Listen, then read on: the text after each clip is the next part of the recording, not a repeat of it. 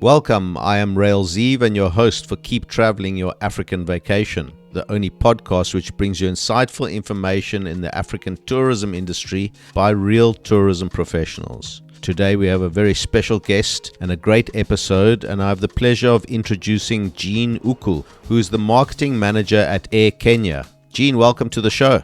Thank you, 𝐸𝐿. I'm pleased to be here. Thank you. I want to reiterate, this is AirKenya, not Kenya Airways. Why? Because I'm not a fan of Kenya Airways, but I hope to be a fan of AirKenya, and people should know the difference. Definitely. We're two very different airlines. AirKenya is a domestic airline based at Wilson Airport, while Kenya Airways is a big international airline based at our international airport. For listeners who might not know, can you give us a quick overview of AirKenya's operations across East Africa? Okay. So first off, I would say that AirKenya, we describe ourselves as a premium safari airline, and we operate to all the major safari destinations in East Africa. We have partners in Tanzania and Uganda. In Tanzania, our partner airline is called Regional Air. In Uganda, it's called Aerolink. And together with these two airlines, we offer seamless connections to mostly game parks, national parks, game reserves, and wildlife conservancies within the region. So what makes AirKenya unique to other sort of regional airlines in East Africa?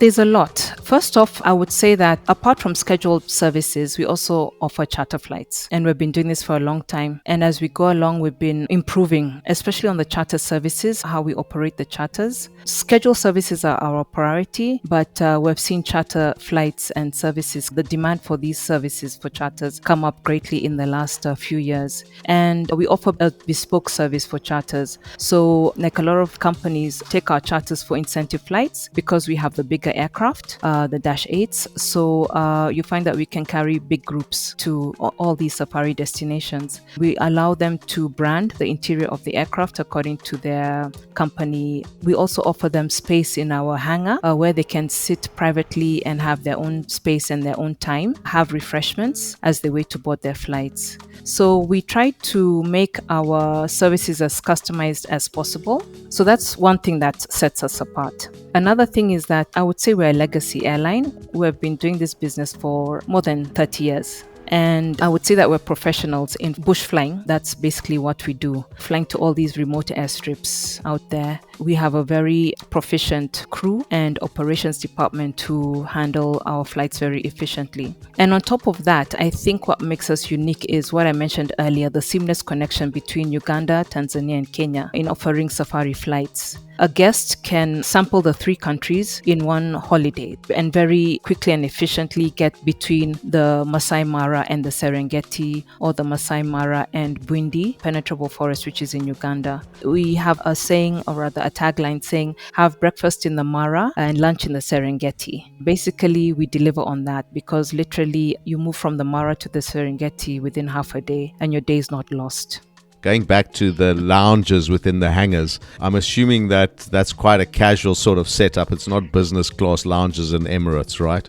No, it's very casual, and we try to make it as safari themed like as possible. So we put out safari chairs. The refreshments are laid out on the side with tables covered with the traditional Masai cloth. So we try to make someone feel like they've already started their safari before they board the flight. Yeah.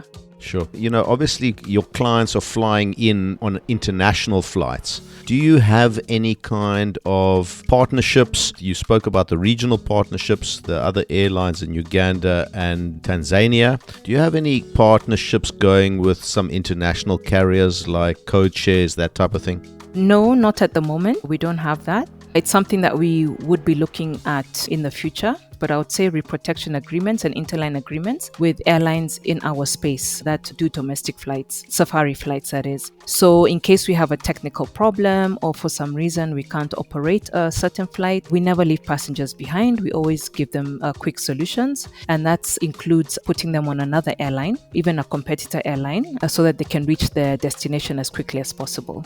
Now, you say AirKenya has been going for 30 years, but you're not old enough to have started there. So tell me how you've gotten into such a great position as the marketing manager. Was airlines, this type of industry, always going to be in your bag, 𝐸𝐴𝐿?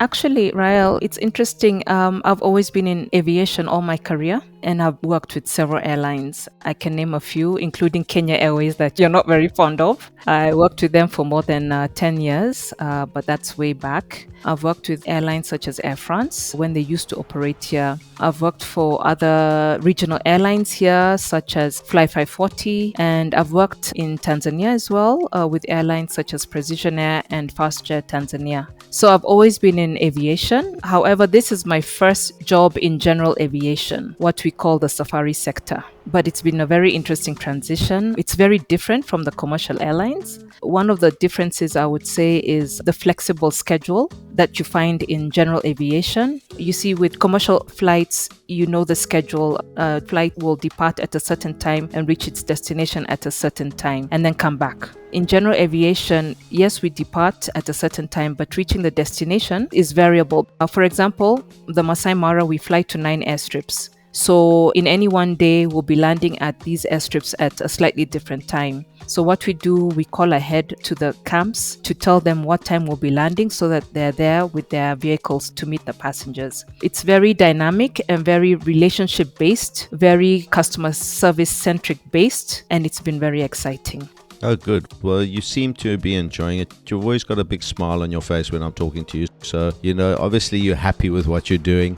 What are some of the most iconic lodges or conservancies that Air Kenya operates to? I would say number one is the Masai Mara. It's named as one of the natural wonders of the world because of the wildebeest migration that happens the later part of the year from around June to October. At this time, it's about to end. The wildebeest actually do a circular motion. They start in Tanzania, they give birth, and then they go around, they cross the Mara River into the Masai Mara. They come and graze there during those months I've mentioned because the grass is greener, and then they go back. They do their whole cycle of life in the Mara and Serengeti ecosystem. The Masai Mara, apart from the wildebeest migration, is also famous for the abundance of wildlife found there, especially with the big five. You can see all the big five there. Let me see if I can name them: the lion, the leopard, the elephant, the rhino, and the buffalo. You find them in abundance in the Mara. So the Mara is very popular. It's actually our most popular destination, and we fly there 3 times a day. And then the second, I would say, is Serengeti, found in Tanzania. That's actually much bigger than the Masai Mara, and it's famous for, apart from the wildebeest, also abundance of wildlife, and I think the Great Plains. It has lots of wide open plains. It's just a beautiful place. Another iconic destination is found in Uganda now, the windy, impenetrable forest, where you find the mountain gorillas. That's very famous. People are not aware that it's actually cheaper to trek the gorillas in Uganda than in Rwanda. So Uganda also has a lot of attractions to offer, including Murchison Falls, which is one of the most powerful waterfalls in the world. We're so lucky to be flying to all these beautiful, iconic places, and it's our pleasure to take guests who probably have never seen these beautiful landscapes and all the wildlife. It's just our pleasure and we enjoy flying them there and seeing the joy that they receive when they reach their destinations. Yeah, I'm sure.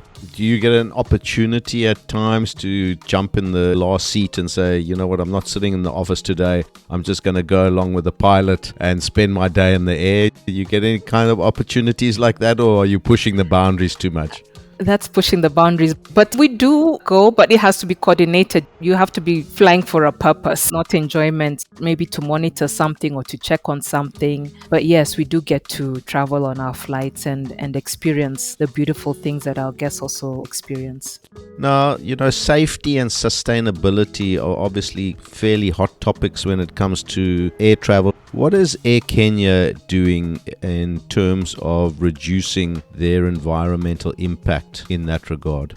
Yes, we do recognize it as a very important issue these days. This year, we commissioned an audit on our carbon credit emissions. The reports are just coming out, and it's for all 3 airlines. So basically, the audit was to measure our carbon emissions, not just from our flights, but also from our ground equipment, including employees' commute to work. So they measured everything. And once they give us the report, we'll know exactly how much carbon we're emitting into the atmosphere, because it's important to know where you are before you start offsetting. The next step after that would be to look for projects within the region that are accredited in carbon credit offsetting. We would sponsor them and also monitor how much carbon we are saving from being emitted into the atmosphere by joining those projects. So we'll be able to quantify, and our stakeholders and guests reports on what we're doing and what the progress is.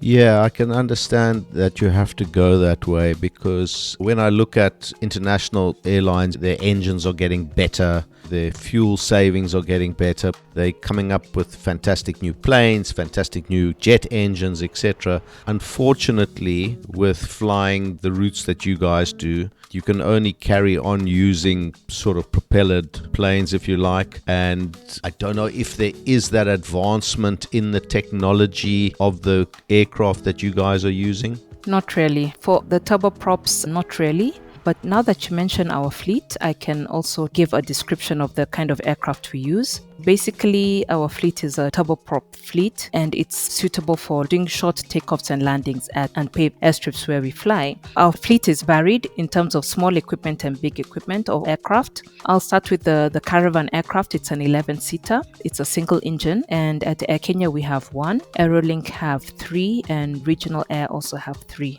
The next aircraft in size is the Dash 6. It has 18 seats, and at Air Kenya we've got 3 of them. The next one in size is the Dash 8. That's a very popular one in the region. It's a twin engine, it's pressurized, it's a 37-seater, and at Air Kenya we've got 3, Regional Air has 1. And then we have the Dash 7, which has the biggest capacity. It's a 49-seater.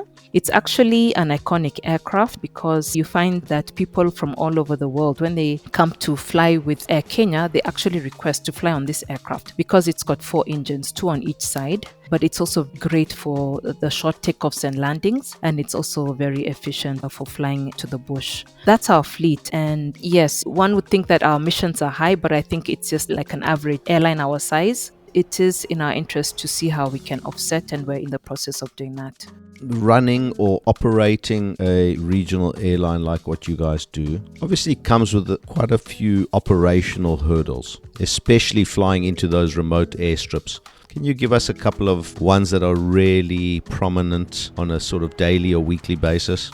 Okay, I can give you an example from today. You know, we fly to northern Kenya, so you find that there are also military bases up north. So every now and again, they do their military exercises. Normally, at a normal airport, they would give what you call a NOTAM, where they tell you from this time to this time for this period, from this date to this date, the airspace or airport will be closed, so plan yourselves accordingly. Unfortunately, we're only told the morning of operation. So today we had a VIP charter that was delayed for an hour because we had to wait for the military exercises to be over, and we only knew this morning. So those kind of things. Another thing that affects us is the weather at these airstrips. So what we do is we monitor very keenly, especially the morning of operation, liaising with the people at the airstrip and with our operations department just to make sure that we fly safely.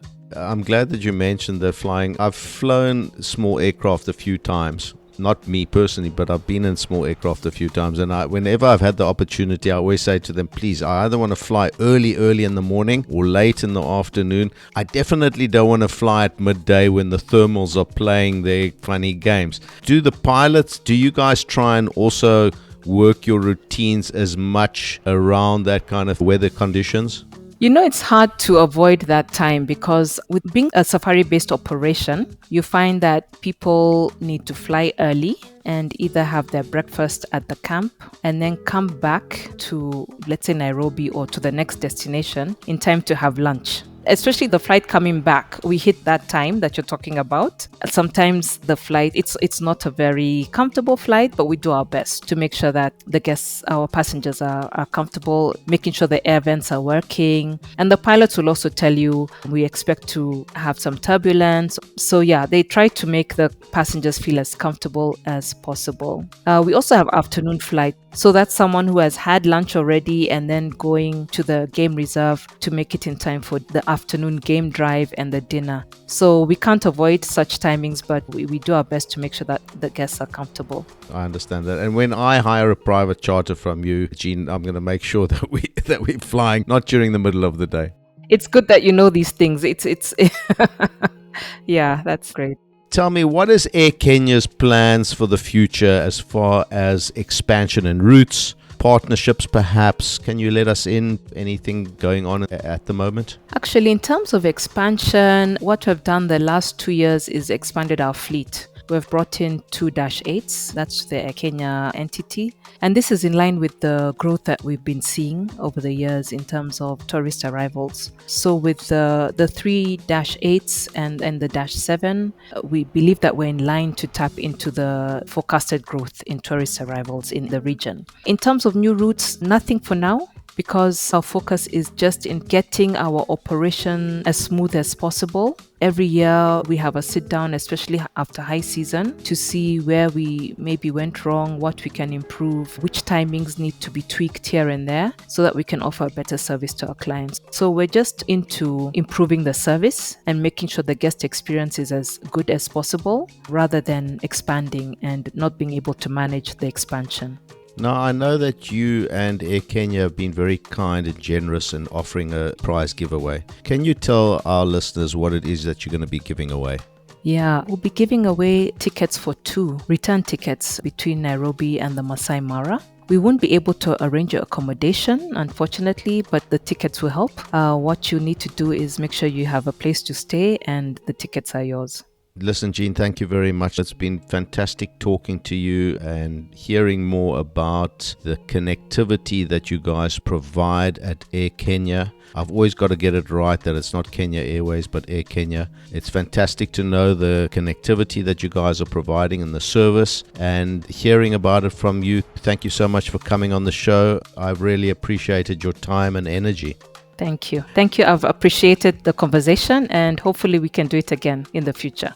That was 𝐸𝐴𝐤𝐿 from Air Kenya. Do not forget that fantastic prize giveaway. Make sure that you've got your accommodation sorted. All the entry details can be found in the show notes of this episode, or head over to www.wildsunsets.travel/podcast. Tune in again next week when I'll be chatting to another great African tourism professional. My name is 𝐸𝐴𝐤𝐿, and consider this. A few years from now, you will not remember how much it cost you, but you will still remember the memories you made. Keep traveling.